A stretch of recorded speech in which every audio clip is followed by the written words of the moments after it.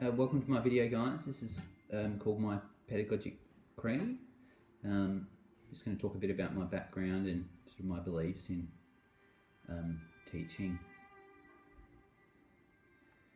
So my name's David, and I've got a background in clarinet and electronics.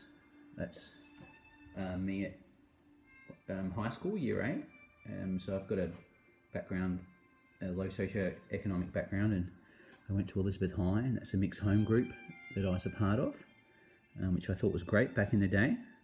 Got to mix with some of the older kids. Just covering quickly, I grew up in the Rust Belt of Adelaide, as it's often referred to now. So attended Elizabeth Grove Primary and Elizabeth High in year 8. I then completed high school at Christie's Beach after a family breakdown. I was raised by a single mother who turned religious. I worked at Kmart through a lot of the later years of high school, part-time, and I've got a younger adopted sister and an older sister. She's a couple of years older than me. I ended up getting accepted into electrical engineering, but I dropped out due to a lot of financial and other pressures in life, and I went on to do an apprenticeship at the Department of Mines. Eventually, after working in that field for many years, I went back to study music, and I just got a couple of images I pulled off from my Facebook. It's me in a year 5, I think it's year 3. Year 5 play. Probably, first kind of experience with arts. And that's me on a research vessel when I was working for Flinders Uni. So yeah, just briefly, I've worked for Flinders Uni, Adelaide Uni, in electronics, and then I decided that I was probably missing arts in my life, and I went back to study music, and I did a Bachelor of Music Performance. And post that, I did some work for the reeds company that manufactures reeds, and then I decided I was going to start up an electronics business, and yeah, I mean, things went well up and down there, but it gave me quite a interesting insight into market forces and the general neoliberal view. Some of the things that I came to reflect on that have helped me be successful, and it's resilience, empathy, compassion, critical thinking. And I've updated this a little bit to creativity and creative thought, and I've been thinking a lot about my arts background and how that has helped, like having to learn an instrument that goes over so many years. It develops that sort of resilience in you. You do get setbacks and some things go on, but you soldier on, don't you? And an important part of that sort of the art side of my arts education has fostered a great creativity.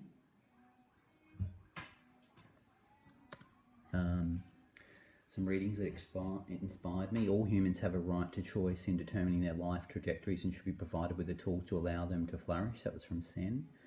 And then Martha Nussbaum's Education for Freedom, about producing decent world citizens who can understand global problems, have the practical competence and motivational incentives to do something about those problems.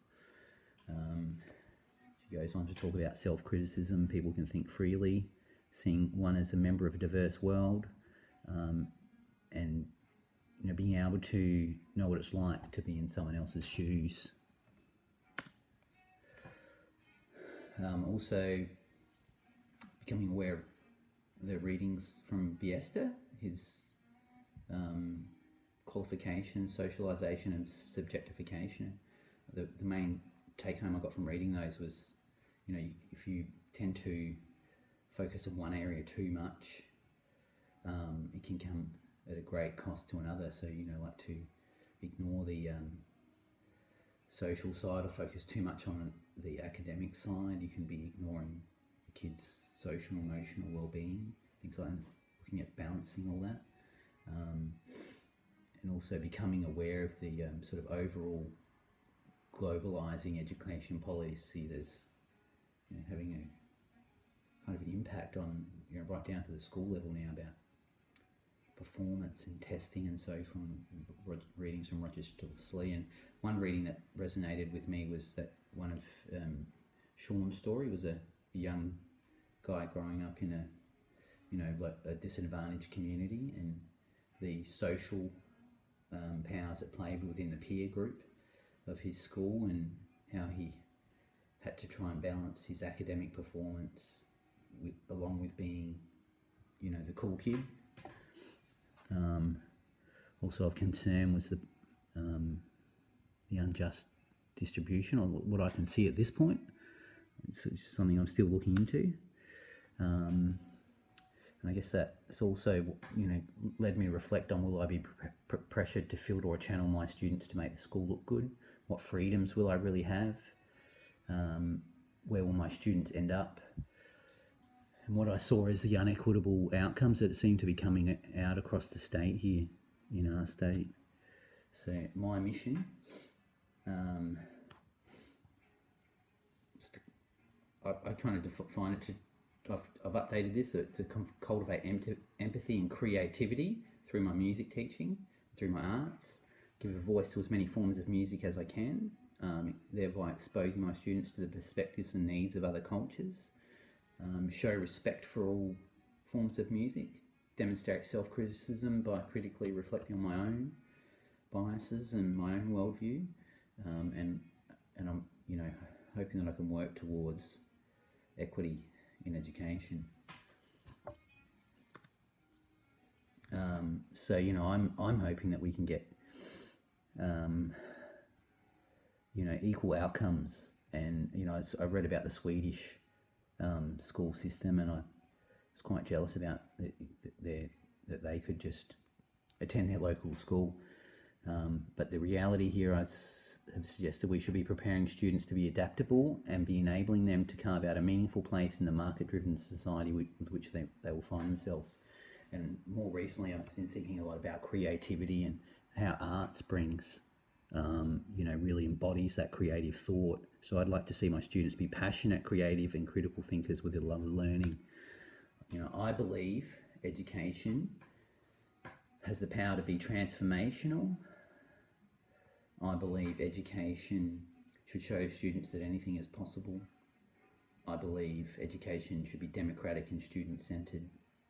And I believe education should allow students to envisage a gamut of life trajectories. I believe education should produce decent humans that can lead a life worth living in, a world worth living in. That's somewhat a quote from Martha Nussbaum. That's really valid. And I believe education should impart a love of learning. And it can do if it's done correctly. And I believe education should allow students to find their passion and give them the courage and tools to pursue it. I made a note there: dream big, be the best you can. So in summary, I see the real challenge in education is breaking down these walls of ignorance in the community and showing students that they have the right to any imagination of their own future, to project themselves into whatever future it is they want for themselves. This is only going to come when we can produce sympathetic, creative, critical thinkers through what has been termed education for freedom from all schools. And just more recently, read a quote from Nelson Mandela, which I just love to share, and that was, education is the most important weapon you can use to change the world. And I think it's an incredible point that if we do it right and we've got the right attitude, we can really make a difference. That's the end. I'd like to say thanks for watching.